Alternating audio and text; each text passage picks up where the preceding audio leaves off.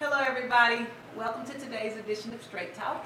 I'm Tonya Brown, this is my husband Darren Brown, and today's topic is an answer to somebody's question. Well, we're not going to answer the question, we're going to respond to the question. The question somebody asked, which is a question that we often get asked, is should I wait on my incarcerated, they're not married, so it's my incarcerated significant other. And the reason why they asked that question, for those of you who don't know, is Darren was incarcerated for 16 years.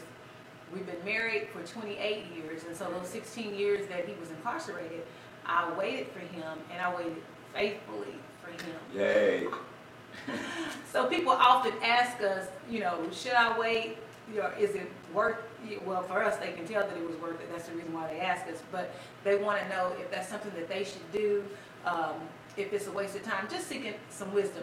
We can't answer the question for you if you should wait or if you shouldn't wait. We can only let you know what that waiting process was for us. And in our case, it was a great, big, resounding yes. I should have waited. And the end result has been amazing. Darren is my dream come true is what I call him. And so for us, it was a great big yes. For other people, it may be a no. It may be a yes for you, and it may not be. That is going to have a lot of different pieces to that puzzle.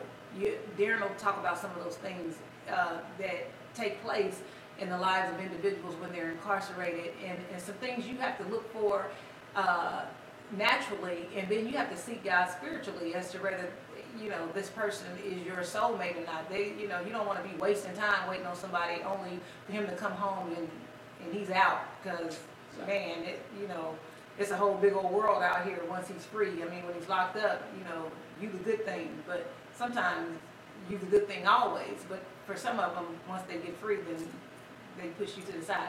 So anyway, we're gonna let Darren talk because he said I talk too long. So we're gonna let him address this question and give you his opinion, and then we want some feedback. Give us some response. Tell us what you think. And to my sisters out there, this is the thing about that. When you're incarcerated, men are lonely. So they're looking for somebody to feel their loneliness. And so if they find you, or through a letter or a pen pal program, however they find you and y'all end up together, whatever the case may be, you have to be careful about that individual. Because most men that are incarcerated, they'll play on your emotions and your intelligence just to get what they want, whether it be a visit, money, just a letter per se, or just having company, or to have somebody do their time with them. So you have to be careful about that. And to those women out there that was with an individual and then he got locked up. Now, I want to say this: if he was hitting on you when he left, you got to think about that. If he was cheating on you when you left, before he left, I mean, you have to think about those things. So if you don't see any change in there, he don't have a choice but to change. There ain't no women around there. He can't cheat on you. He can't do those things. He can't hit you because you ain't around there. But when he comes home, based on the way he used to be, you have to see a change in him to really, have a perception that is this the man for me? And I'm not saying don't wait. I'm not saying leave him or whatever the case may be. But these are the things you have to consider. And I want to say this one thing. The other day I was in the store, and I seen a young girl, two young girls, matter of fact. They were standing in front of me. We were waiting on the cashier. And one of the girls had two black eyes. So I'm sitting there wondering, man, what happened to her? So I overheard the conversation. Her friend said, girl, he loved you. He was just mad at you. So the girl with the black eyes, she began to, yeah, I know a girl, but he just this and that. And so I couldn't understand, first of all, who this person or this man was that hit this little girl, because she didn't weigh but $1.05. So I'm trying to figure out who hit her. And then I thought about it for a minute. I said, either she's a 9-degree black belt or he's a cop. And I just had to, I had to put this in there. So when I say this,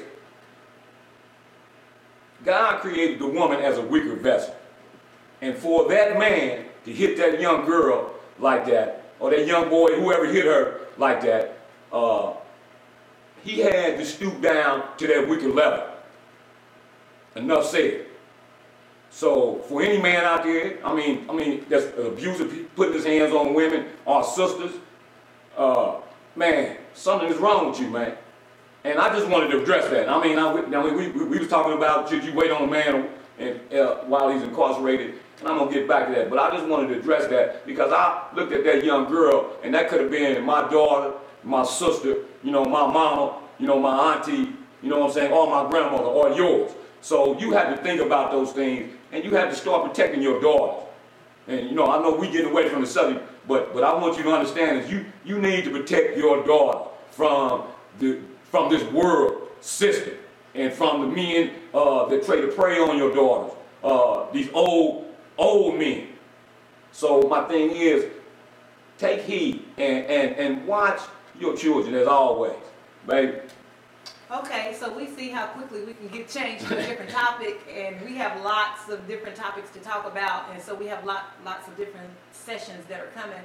Today, our focus was on if we should wait on an incarcerated loved one, but what Mr. Brown said is partially the answer to somebody's question, because if somebody is beating on you, by all means, get out of that relationship, even if it's just long enough for him to get delivered. You do not want anybody to be abusing you. Do not allow yourself to be abused.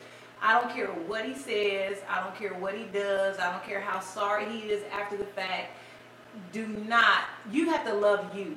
Love yourself enough to say, I'm worth more than this. I'm better than this. And if he can't see that, walk away. You have to love you even if nobody else does. You have to love yourself. Which brings me to two resources that we have. A Woman's Worth is a book that I wrote. Straighttalk is the book that my husband wrote. These are two resources that, I mean, they books, and everybody, you know, writes books, have books, or whatever. I say they're resources because these are tools that you need in your life. They're not just books. These books are life-changing. My book is called A Woman's Worth. And I thought this book was going to be about, of course, this 16-year journey that Darren and I had together while he was incarcerated. But in fact, God turned this book into a book about women and their worth. And so you have to read this book. It can be ordered at wisdomcries.info. That's WISDOM. CRIES.info, INFO. You can order either of the books or both of the books on that website. This book will change your life. If you have a problem with low self-esteem, read A Woman's Worth. If you have a problem with, say, you know, you trying to find your place in the world, your finances are all messed up and you don't know what to do, read A Woman's Worth. This book will show you how to get some money. This book will show you how to love yourself, how to bring every area into your life full circle. It's going to make sense to you. It's going to put things in perspective for you. It's going to get you out of some things, and then it's going to get you into some things so that you can go on and be that great woman that God has called you to be and fulfill your destiny. You'll become a better wife, a better mother, a better friend. You'll just become a better person. I promise you, you will not be disappointed when you read this book. And I want to say this. For the sisters that out there that are waiting on somebody that's incarcerated, this book right here, this is the book that you need to read. Because it'll open your eyes to all the things that you're wondering in your heart about that individual that you're waiting on, and also about yourself. It will bring light into your situation. This book right here that I wrote is called Bug Straight. It's a short biography about my life growing up, being abandoned by my mother, you know, just being in the streets at 11 years old, raised by a father that was schizophrenic, and then found myself, you know, in prison for 16 years. So, but also I give a detailed, raw description of how prison was. And if you know anybody that's on the wrong side of the road, or that's going down that wrong path, and they need a little straightening, man, get this book for them. I guarantee it, it'll change the way that they see life. I guarantee it, or I'll give you your money back. This book is the same way. If it don't change the way you see life and the way you see yourself, man, we're glad to give you your money back. This is how much we believe these books are God ordained. That God specifically, and by the way, this show is live, y'all, by the way, so if you see some things that ain't quite the way it should be, man, we're going to get better, and we're going to get better. So, but my point is this, these books, man, are going across around the country right now, you know, all the way in South America, Guyana, Georgetown, and some other places, not only in the United States. So I urge you, if you're waiting on somebody that's incarcerated, or if you're in a prison, and you're out here in the world, and you're in a prison, prison in your mind, you need to read both of these books. And today I want to say this also. When getting back to the question that we were addressing, when you're waiting on that individual, and I want to say this, and you don't see change, don't you waste your time. You hear me? When you don't see no change, because you see, one thing about it, we know sometimes we just don't want to face the truth of it, because sometimes our emotions cloud, you know, our judgment sometimes. But this is the thing, when you know that that person ain't trying to change and he ain't trying to do nothing, man, don't you waste your time. Anyway, man, we're going to cut this show short. We love y'all. And until next time, my lovely wife, she might have something else to say, but from me to y'all, man, I love y'all. God bless y'all. Thank you so much for tuning in to today's edition of Straight Talk. We'll see you again next week.